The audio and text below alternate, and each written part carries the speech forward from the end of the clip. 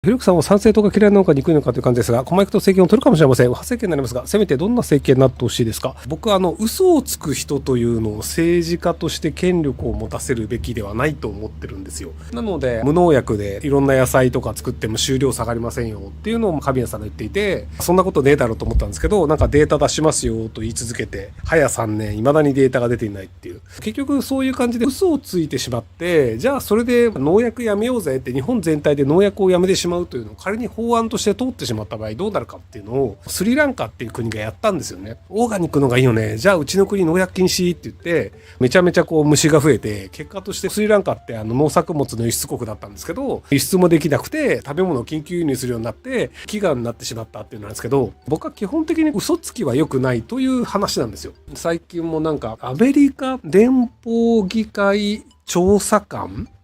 だったと高市早苗さんが自分で本のタイトルだったりとか選挙のポスターとかに書いていて、アメリカで公務員になるのって基本的にアメリカの国籍が必要なんですよ。ごく一部例外だった時代はあるので、その時代であれば永住権でなることは可能なんですけど、なのでもし仮にアメリカ国籍を持ってるとしたらそれは二重国籍だよねとか、アメリカ連邦議会調査官というのが嘘だとしたらそれは経歴詐称だよねみたいな、嘘をついていいと思っている人が政治家になると、こうするよって言ってたことで投票して、結果としてその投票した人たちを裏切ってもいいということになるじゃないですか。例えばじゃあ戦争大嫌いですって言って政治家に受かりましたって言って、その後に他の国に宣戦布告しますとかっていうのもできちゃうわけじゃない。一票というのはあくまで参議院だったら6年間、衆議院だったら次の解散までの間、その人に日本人としての、日本としての行動の全てを任せますよっていう権限を代理するわけですよ。そこで嘘をついても受かっていいよね、約束も守らなくていいよねってなると、何でもかんでも受けることを言って受かって、でその後やりたい放題やるみたいになっちゃうじゃないですか。なので僕は基本的に嘘をつく政治家とか公約を守ろうとしない政治家というのは叩くべきだよねっていう主義なんですけど、この派閥ってそれなりにいると思うんですけど、なんか最近おかしな人たちを叩くとおかしな人の攻撃が来るので、みんな黙っちゃうっていうのがあるんですよね。なので単純に嘘をついている政治家が嫌だという話で、別に好き嫌いとかではないんですよね。好き嫌いでいくと、なんだろうな、例えば僕のこういう主張というのは僕が好きだよねっていうのと、でも社会の人はそれを求めないよねっていうのがあって、で僕は国会というのはいろいろな考えの人が集まるのが良いと思ってるので、なので自分の好きな考えの政治家が増えるべきだとも思ってないんですよ。自分の好きな考えだけで議席を占めるべきだと思ってなくて、なので僕多分5、6年前ぐらいから社民党の議員がいなくなるのは良くないっていうのをずっと言ってたんですよ。社民党の主張することというのと僕が考えていることというのは違うことが多いのですが、ただ国会議員の中で社民党的な感覚を持つ人がいなくなってしまうということも日本の国会議員の多様性の中では良くないと思うんですよね。僕は好き嫌いというよりもこういう主張が通った方がいいよねとは思うのですが、そうじゃない主張の人もいた方がいいよねという派閥でさえ。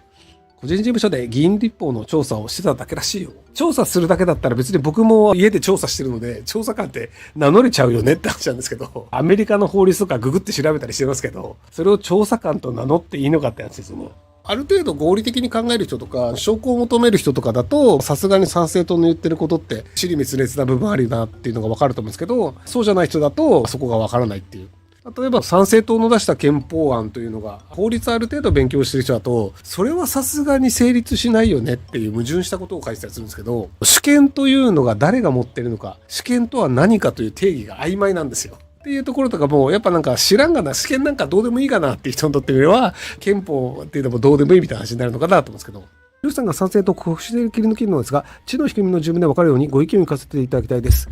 本質的に僕は嘘をつく人を政治家にしてはならないと思ってるんですよ。例えばじゃあ国防をします。日本を守ります。はい、嘘でした。中国さんどうぞとか、はい、嘘でした。ロシアさんどうぞとか、日本の政治家は賄賂をもらってはならない。あ、中国から全然もらってましたとかって、やっぱ嘘ついたらアウトだと思うんですよ。参政党の党首の神谷さんという人が無農薬で農薬を使ったのと同じぐらいの生産量を農作物で作ることができるってアベマで言い放ったんですよ。いや、そんなわけねえだろうと思って、どこで誰が作ってるんですか、どういう研究ですかっていうのを言ったら、今ちょっとデータが出せないですとか、作ってる人の個人名出せないですって言ってて、あ、じゃあそれ今度出してくださいねって言って、早3年未だに出てこないんですよ。要するに嘘ついたんですよね。で、嘘ついたならごめんなさい、嘘つきましたとか、勘違いしてましたとかっていうので、誤ってごめんなさいって勘違いしました。すいませんとかだったら、まだマシなんですよ。人は間違えるし、勘違いもするし。でも、未だにそれデータ出してもないし、嘘っていうのも言わないし、間違いも認めてないんですよね。なので、参政党というのは公約を出したとしても、その公約を覆す可能性がある。だって嘘ついてもいいと思ってるんだもん。なので僕は参政党が支持できないな。そういう嘘をついてもいいと思っている党首と、嘘をついても許すという支持者が支えているので、嘘をついてもいいという支持者が増えてしまうと、他の政党も嘘ついてもいいよねになっちゃうんですよ。嘘ついてもいいよねってなって、日本中の政党が全て嘘をついてもいいってなったら、もう公約もなんもないし、政策もなんもないじゃないですか。だから、嘘をついてもいいという政党が議席を伸ばすというのは僕は日本にとって良くないと思ってます。はい。僕がね、参政党がすごい面白いなと思ったのが、日本人ファーストって言ってるけど、ファースト日本語じゃないじゃんっていう。日本人第一とかだったらまだわかるのね。日本文化大事だよね。日本語大事だよね。日本の伝統守ろうのはわかるけど、日本人ファーストっていやいやファーストって英語やんみたいな。日本の文化をって言ってる中にカタカナが入ってるっていう、この矛盾がね、僕の中ですごい面白いなと思ってて、要するにね、雰囲気でいいんですよ。本質的には日本文化、例えば昔は戦前の場合って、ホームランという言葉を使えなかったから、野球って用語が全部日本語になったんですよ。っていうぐらい、実はそのカタカナというのは適正用語だから使わないみたいな文化がありましたよねみたいなのを知ってる人だと、やっぱりなんか日本最高っていうのであれば、カタカナ使っちゃダメだよねってなるんだけど、日本の文化を守りましょう、日本人ファーストみたいな、外来語いきなり入るそこでみたいなのが、そこがね、参政党らしさなんですよ。本当に偏差値が高い人だと、さすがにそれやらないよねっていうのをやれちゃうのが面白いなっていう。はい。参政党という人たちが日本を舐めるまって書けてますが、あれはどこに対してのメッセージなのでしょう。日本人じゃないんじゃないの？結構ね、参政党のね、神谷さんはね、頭がいいんですよ。頭の悪い人にこういう風なメッセージを投げると乗っかってくれるという、頭の悪い人をコントロールする能力の高さでいくと、神谷さん頭がいいんですよ。日本を舐めるなということによって外国人にメッセージを与えることで自分たちに自信を持たせるという、全く自分に自信のない人たちというのに自信を持たせるための支持者を増やすという。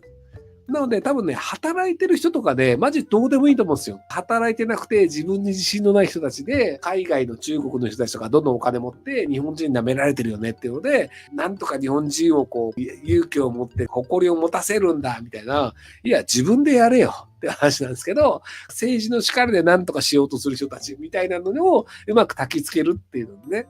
基本的には自分の人生とか自分に自信を持つっていうのは自分でやらなきゃいけないんですよ。自信ってね、他人から与えられることはないんじゃないかな。じゃあ、モテるとかで、異性から評価されるという経験をすることで、あ、俺はモテるんだ、人に評価されるんだとか、プロジェクトが成功して、ありがとうってお客さんに言われるとか、お、すげえじゃんって同僚に言われるとか、自分が達成したことによって、人というのは自分に自信が生まれるんですよ。日本人で生まれたから俺すごい。何々人だからあいつらはしょぼいとかっていうのって、他人に対して説明できないですよね。おかしな話じゃないですか。自分が達成したことでもないことを自慢しているっていうのは、周りから見ると、やっぱり頭弱いと思われるんですよ。日本人だから俺すごいって言った時に、あなたがしたこと何ですかっていうのでいくと、あなたのお父さんとお母さんがやらかしましたってことで、あなたがした結果、あなたが日本人になったわけじゃないんですよ。お父さんとお母さんがやらかしたから日本人になっただけなんですよ。なので、人として、じゃあいくつか知らんけど、20か30か40か知らんけど、20か30か40までなって自慢できることが、じゃあ40歳だとしてね、40年前にお父さんとお母さんがやらかしたから俺すごいっすって言われたら、もう頭おかしいでしょ。待って待って、あなたの40年間何だったのっていう。あなたの自慢できることって何？ 40 年前にお父さんとお母さんがやらかしたことが自慢なのって言われたら、こいつ大丈夫かってなるじゃないですか。っていうぐらい何にもない人が、俺すごいんだって思えるというメッセージを与えるっていう意味でいくと、やっぱ参政党の神谷さんは人騙すのうめえなって思いますけどね。